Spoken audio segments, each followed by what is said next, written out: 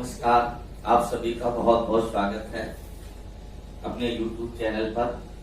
आज हम लोग हिंदी का एक ऐसा विशिष्ट टॉपिक लेकर आए हुए हैं जिसको सुनने में तो बहुत आसान लगता है, लेकिन जब इसमें बहुत अच्छे तरीके से घुमा के प्रश्न बनाए जाते हैं तो बच्चों को खासी दिक्कत आती है।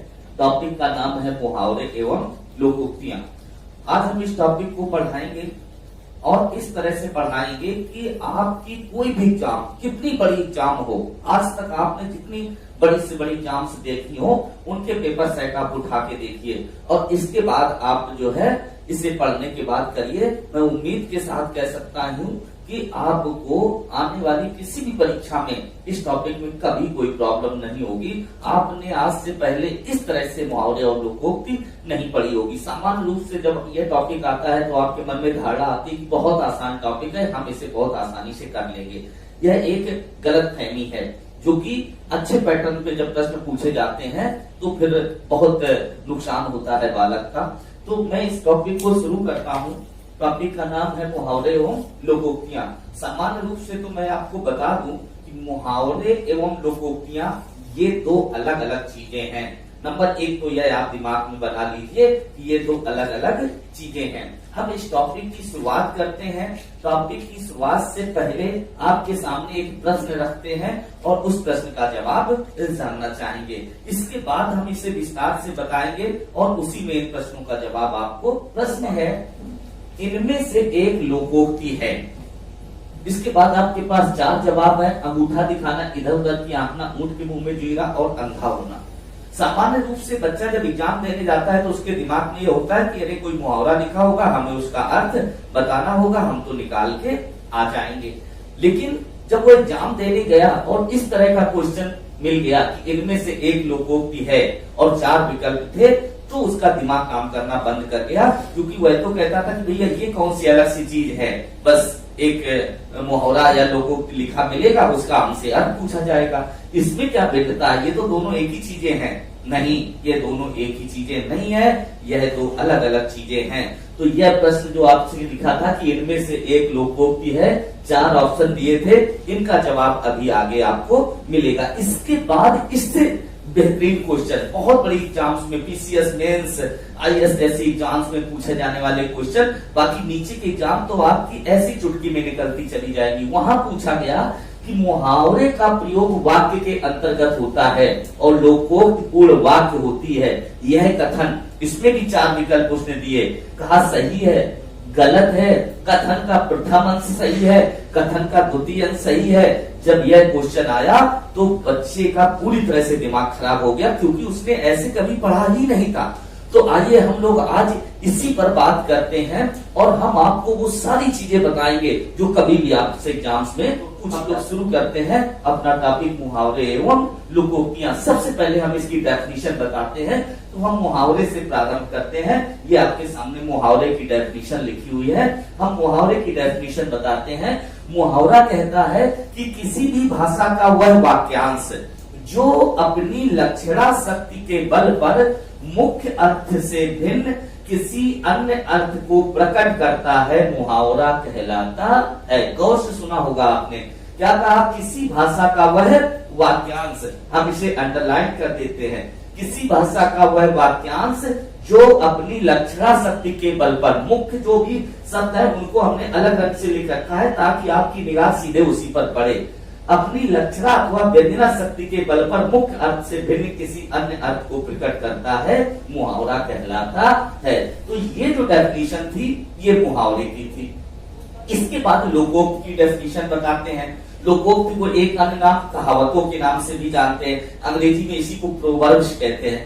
कहावतें बताते हैं क्या है, लोकोक्तियां क्या है। कहा लोकोक्तियां लोकानुभव पर आधारित वे उपवाक्य हैं। देखिए अलग अलग से लिखा हुआ है, वे उपवाक्य हैं जिनमें कथन की पूर्णता विद्यमान होने के साथ साथ व्यंजना शक्ति की प्रधानता होती है और इसका प्रयोग किसी परिस्थिति को स्पष्ट करने के लिए किया जाता है, लोकोक्ति कहलाती है।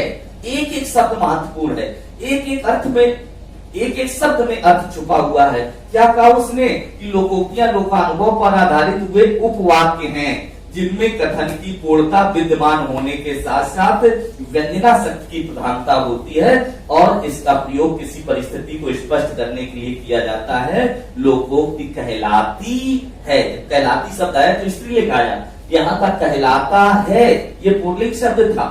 इसके बाद आपने दोनों चीजें पढ़ी, मुहावरे और लोकोक्ति की डेफिनेशन आपने पढ़ी।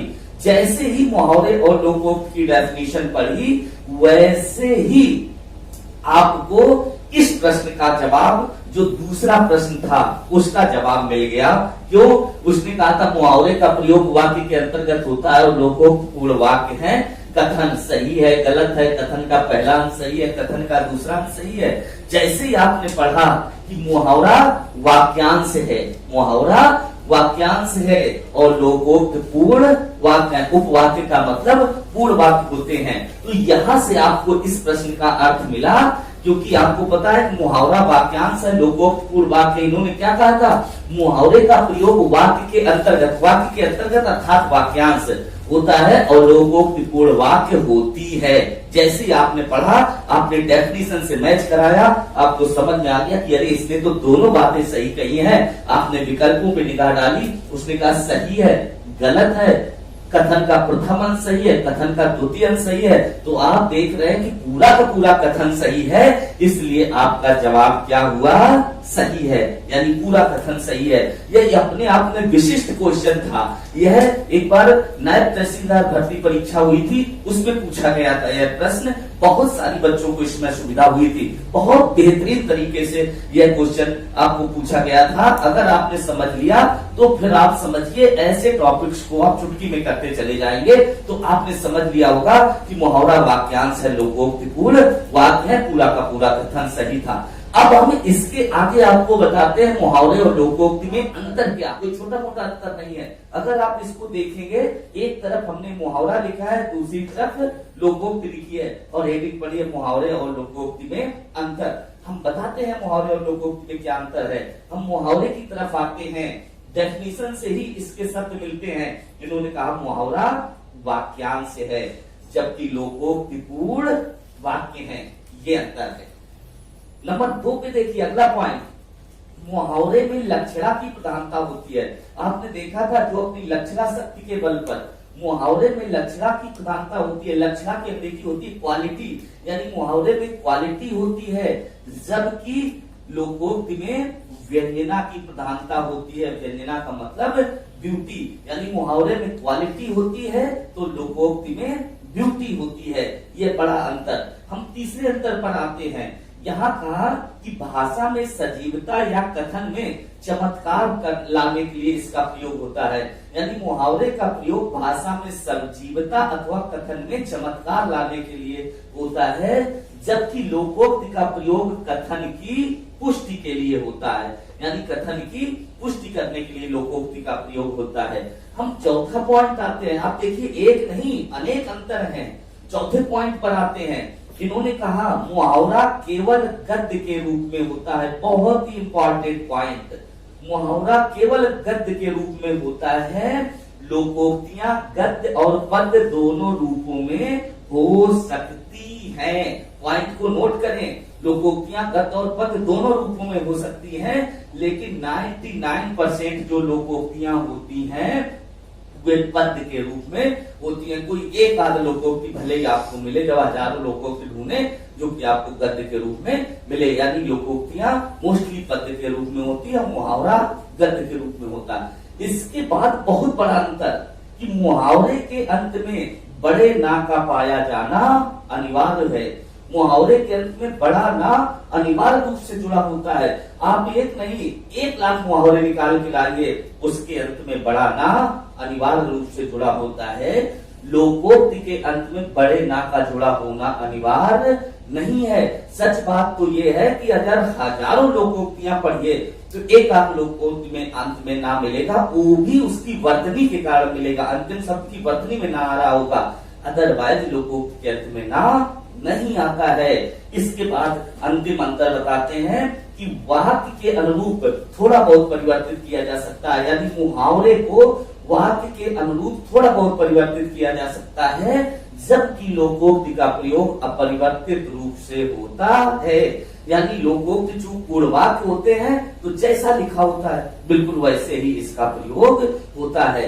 अब आते हैं हम लोग इस पॉइंट पे जो इन्होंने पांचवा बताया था कि मुहावरे के अंत में बड़े ना का पाया जाना अनिवार्य होता है।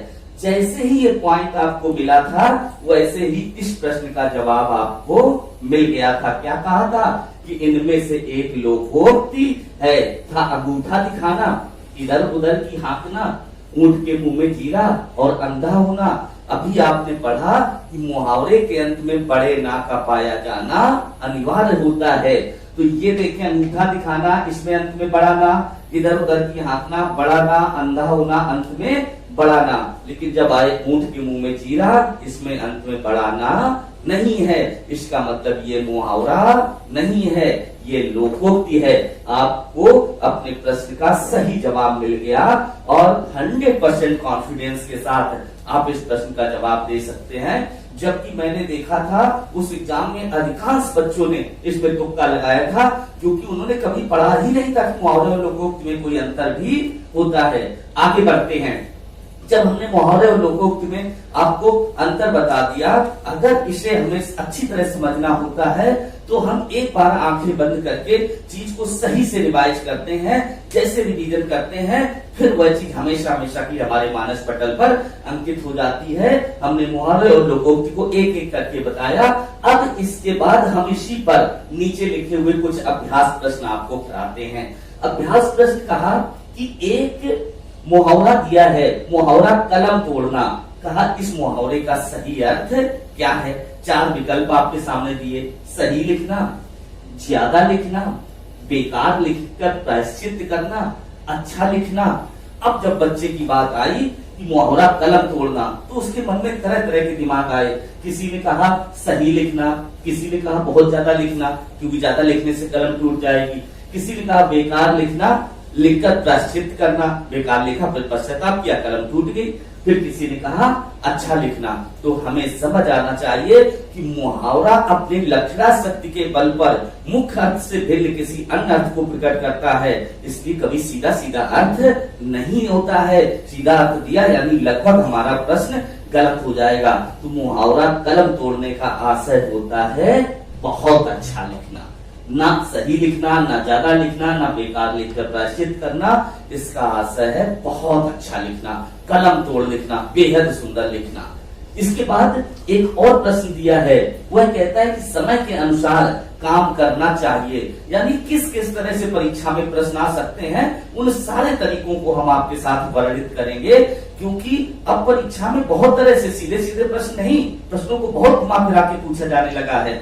जब हम यहाँ पर बात करते हैं कि समय के अनुसार काम करना चाहिए, अर्थ की बोधक लोकोक्ति है। यानी इनमें कौन सी लोकोक्ति है जो ये अर्थ देती है। 4 विकल्प दिए थे। कहा वर्षा जब कृषि सुखाई, जाके पाँव न जाए बिबाई, शोका जाने पीर पराई, जैसी बहे बयार पीठ तैसी तब दीजै, और उंगली पकड़कर पौछा पकड़ना। जैसे ही आपने देखा आपको समझ आने लगा कि समय के अनुसार काम करना चाहिए। यानी जिस तरह का समय चल रहा हो उसके अनुसार काम करना चाहिए, समय के विपरीत काम नहीं करना चाहिए, नहीं तो हम टूट जाएंगे। तो आपने इसके विकल्प मिलाए कि का वर्षा जब कृषि सुखाई, इसका आशय होता है कि समय निकल जाने पर ये बात वो नहीं है कि समय के साथ काम करना चाहिए। इसका मतलब है का वर्षा जब कृषि सुखाई, यानी जब आपका काम बिगड़ ही गया तब कोई काम करने से क्या फायदा। इसका मतलब ये भी इसका अर्थ नहीं। फिर कहा जाके पाँव न जाए बिबाही, सूखा जाने पीर पराई, इसका इससे कोई लेना देना नहीं। जैसे हम इस पर आए कि जैसी बहे बयार पीठ तैसी तब दीजिए, यानी जैसी हवा चले उसी तरफ को आपको पीठ कर लेनी चाहिए, समय के अनुसार चलना चाहिए। वैसी पकड़ में आ गया कि आपकी इस लोकोक्ति का सही अर्थ है जैसी चले बयार पीठ तैसी तब दीजिए। जबकि आगे गए थे उंगली पकड़कर पौछा पकड़ना, इसका इससे कोई लेना देना ही नहीं है। तो इस तरह से भी प्रश्न पूछे जाते हैं। इसके अलावा और भी कई तरह से प्रश्न पूछे जाते हैं। तो हम इसकी जो पीडीएफ है, इसके अन्य विभिन्न तरह से पूछे गए जो क्वेश्चन हैं वो इसी के डिस्क्रिप्शन बॉक्स में, तो आप उसमें देखेंगे कि बहुत अच्छे से आप सारी चीजों को समझ लेंगे। साथ ही साथ हम बता रहे हैं, आप जरूर अपने चैनल को सब्सक्राइब कर लीजिए, उसे लाइक करिएगा, अपने मित्रों के साथ शेयर करिएगा, क्योंकि आने वाले एग्जाम में सभी को अच्छे से अच्छा अंक मिल सके।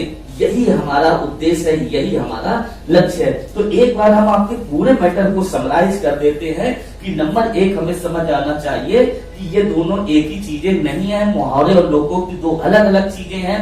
हमने उनकी परिभाषा, उनका अंतर, उन पर पूछे जाने वाले प्रश्न अलग अलग करके बताए। यहाँ के मुहावरे के विषय में बताया तो हमने कहा किसी भाषा का वह वाक्यांश जो अपनी लक्षणात्मक शक्ति के बल पर मुख्य अर्थ से भिन्न किसी अन्य अर्थ को प्रकट करता है, मुहावरा कहलाता है। जबकि लोकोक्ति के विषय में बताया कि लोकोक्तियां लोकानुभव पर आधारित हुए उपवाक्य हैं, जिनमें व्यंजना शक्ति की प्रधानता होती है। व्यंजना अर्थात ब्यूटी, व्यंजना शक्ति की प्रधानता होती है और जिसका प्रयोग किसी परिस्थिति को स्पष्ट करने के लिए किया जाता है। जब आप अंग्रेजी में पढ़ते हैं तो इसी को इडियम्स और प्रोवर्ब्स कहते हैं। ये इडियम्स कहलाते हैं और ये प्रोवर्ब्स कहलाते हैं। जो इसमें बहुत खास बात थी, जो आपने इससे पहले कभी नहीं पढ़ी, वो खास बात यह थी मुहावरे और लोकोक्ति में कि आप कितने भी वीडियो देख डालिए, जितने भी वीडियो यूट्यूब पे पड़े आप सब देख डालिए, किसी ने आज तक आपको नहीं बताया होगा।